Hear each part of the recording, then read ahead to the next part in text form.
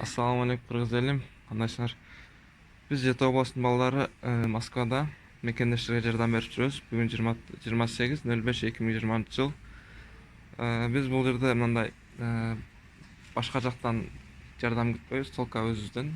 Жети областынын балдары, толка кыргыздар бул жерден бири-бирибизге жардам берип, ушундай биз кайрымдуулук эмесин деп кылып жүрөбүз да.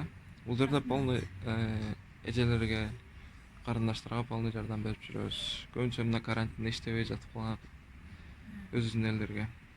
Ошого бир мындай кичине ыраазычылык билдирип койсоңуз. Алла разы болсун балдар. Ошол жерде сиздерди чыган мырзаларыбыз көп болсун, рахмат. Кудайым колдоп жүрсүн, жолдошуңуздар кызыр болсун, жолуңуздар шыдыр болсун, Алла разы болсун.